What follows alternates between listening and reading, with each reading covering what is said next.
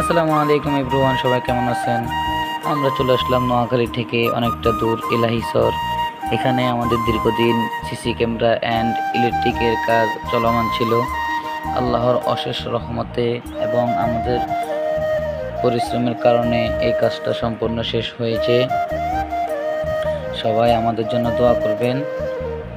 আর যারা CC camera লাগানোর খুব প্রয়োজন তারা আমাদের সাথে যোগাযোগ করবেন অবশ্যই।